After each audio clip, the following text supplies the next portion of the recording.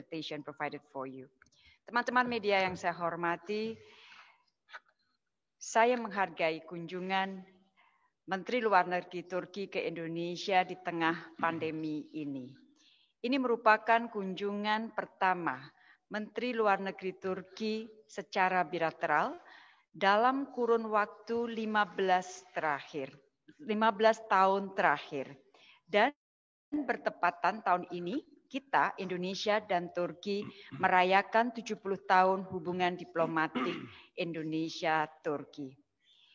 Kunjungan kali ini menunjukkan di tengah pandemi, kemitraan Indonesia-Turki terus berkembang.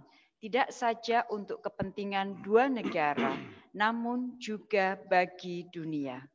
Sebagaimana teman-teman ikuti, baru saja kami berdua menandatangani nota kesepahaman tentang kerjasama peningkatan kapasitas diplomatik. Nota kesepahaman ini akan semakin memperkuat kemitraan kita dan membangun kapasitas diplomatik para diplomat kedua negara.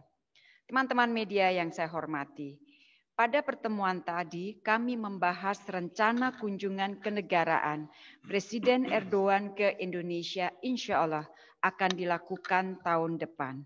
Dan ini merupakan kunjungan balasan dari kunjungan Presiden Joko Widodo ke Ankara pada tahun 2017. Kunjungan ini akan menandai peningkatan hubungan Indonesia-Turki ke tatanan yang baru. Dalam kunjungan tersebut, kita tengah menjajaki pembentukan High Level Strategic Council yang akan menjadi forum bagi para pemimpin kedua negara untuk membahas secara reguler berbagai isu strategis bilateral, regional, dan multilateral yang menjadi kepentingan bersama. Setelah itu, Menteri Luar Negeri Turki juga akan melakukan kunjungan kehormatan kepada Presiden Joko Widodo. Rekan-rekan media yang saya hormati, hari ini kami berdua telah melakukan diskusi yang terbuka dan produktif mengenai banyak hal. Terkait kerjasama bilateral, kami sepakat untuk melanjutkan perundingan Indonesia-Turki Comprehensive Economic Partnership Agreement dengan harapan dapat selesai tahun 2021 sebagaimana dimandatkan oleh kedua pemimpin Indonesia dan Turki. ITCPA ini berpotensi meningkatkan perdagangan bilateral Indonesia-Turki. Dan ini juga sekaligus menunjukkan komitmen kita terhadap sistem perdagangan multilateral yang terbuka, adil dan bebas, dan upaya bersama untuk mendukung pemulihan ekonomi pasca pandemi. Terkait investasi, kami menyambut minat investor Turki yang semakin meningkat di Indonesia. Beberapa proyek yang sedang dibahas antara lain di bidang perkapalan, pertanian, dan infrastruktur. Saya juga menyampaikan kepada Menteri Luar Negeri Turki mengenai Undang-Undang Cipta Kerja yang baru saja diberlakukan, yang saya yakini dapat menciptakan iklim investasi yang semakin kondusif bagi investasi Turki di Indonesia. Saya juga secara khusus menyampaikan pentingnya kerjasama antara Turki Indonesia, terutama pada proyek-proyek infrastruktur di Indonesia dengan menggunakan skema public-private partnership. Setelah pertemuan virtual antara Menteri Pekerjaan Umum dan Perumahan Rakyat Indonesia dengan Menteri Perdagangan Turki bulan Juli yang lalu, kita telah melihat besarnya minat perusahaan konstruksi Turki untuk berinvestasi dalam pembangunan infrastruktur di Indonesia, khususnya proyek jalan tol dan bendungan. Terkait kerjasama di bidang pertahanan dan industri pertahanan, kita telah menyaksikan kemajuan yang signifikan di sektor ini selama 2 tahun terakhir. Saling kunjung antara pejabat dan para ahli di bidang pertahanan dan industri pertahanan telah menunjukkan peningkatan yang signifikan. Menteri Pertahanan Indonesia baru saja juga mengunjungi Turki minggu yang lalu dan hal ini memperkuat komitmen kedua negara untuk mengembangkan lebih lanjut kerjasama pertahanan dan industri pertahanan. Terkait dengan kerjasama teknologi dan industri sejak Juni lalu, pembicaraan intensif telah dimulai kedua negara untuk kerjasama di bidang industri dirgantara, mobil elektrik, tempat peluncuran roket, satelit dan kendaraan peluncur satelit, serta juga teknologi medis dan farmasi. Kami mencatat keterlibatan 8 orang tenaga ahli Indonesia dalam tim yang menemukan 320 miliar meter kubik cadangan gas alam di lepas pantai Laut Hitam di Turki pada Agustus tahun ini. Dan sebagai negara dengan pengalaman yang lama di industri gas, saya juga menyampaikan kepada Menteri Luar Negeri Turki kesiapan BUMN Indonesia untuk bekerja sama dan membantu pengembangan industri gas di Turki.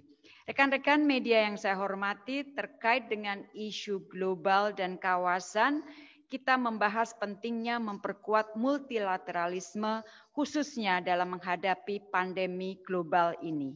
Penting bagi kedua negara untuk terus mendukung vaksin multilateral dan memastikan ketersediaan akses yang adil dan merata bagi semua. Kami juga bertukar pandangan mengenai perkembangan terakhir di Timur Tengah. Saya menekankan bahwa perdamaian dan stabilitas Timur Tengah merupakan persyaratan bagi pemulihan global pasca pandemi. Indonesia dan Turki juga sepakat bekerja sama dalam memperkuat kerjasama OKI untuk menyelesaikan berbagai tantangan di dunia Islam dan kesejahteraan ummah. Berkaitan dengan isu Palestina, kami berdua menegaskan kembali komitmen untuk selalu mendukung Palestina. Isu Palestina harus diselesaikan berdasarkan berbagai resolusi Dewan Keamanan PBB dan parameter yang disepakati secara internasional, termasuk two-state solution.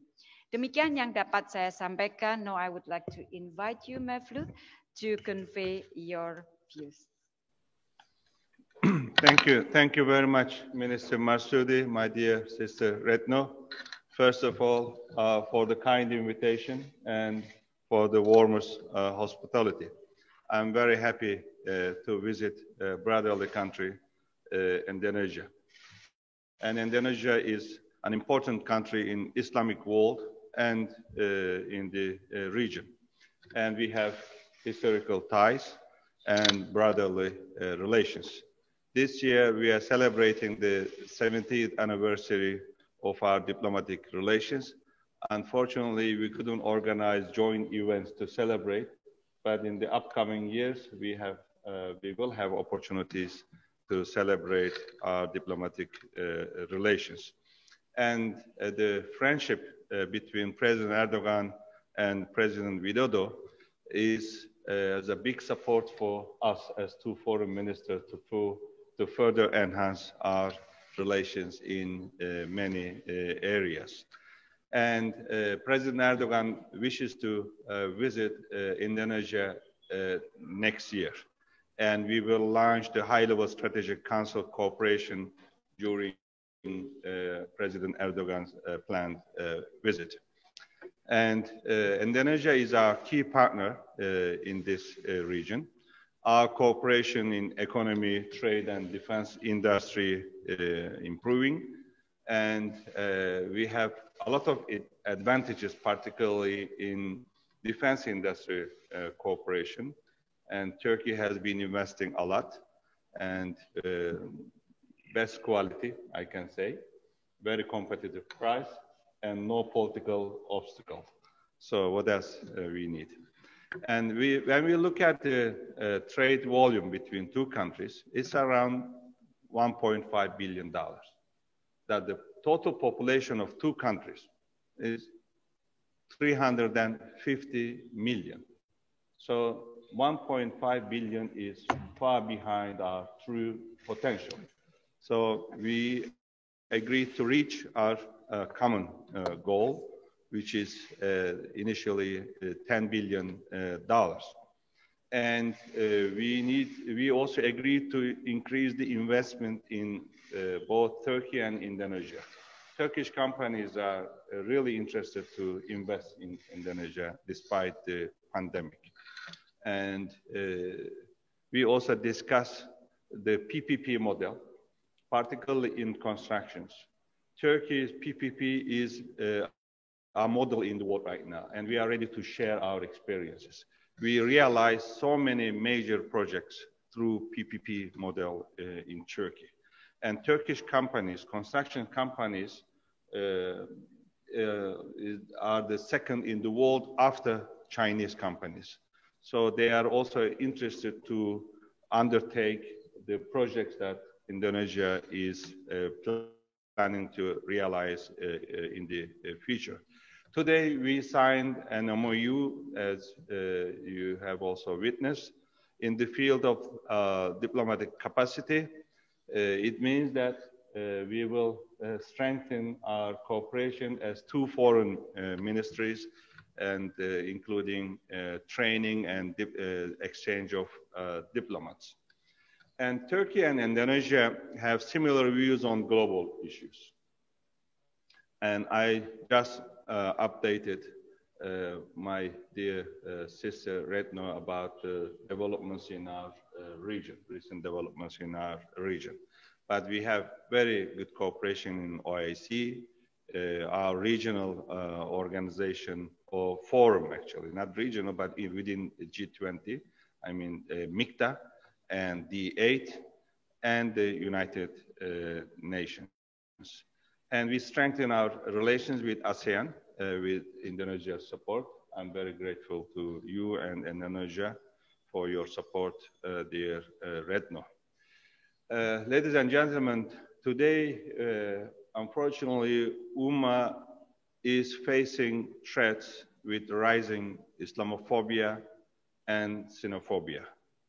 And we will continue working together with Indonesia to support Ummah and to face all these challenges. And we should stand together against attempts to undermine the status of Al-Quds as two major Muslim countries. And I'm very happy to see today that Turkey and Indonesia have similar, same views on this issue. And as two major Muslim countries, we will continue defend the common causes of Ummah and the common interests of our countries and the entire Ummah. Once again, thank you very much for the kind hospitality.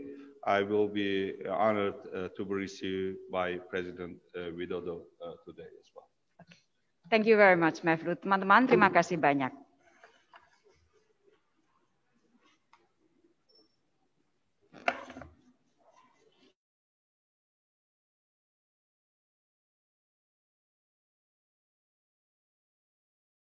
Terima kasih sudah nonton.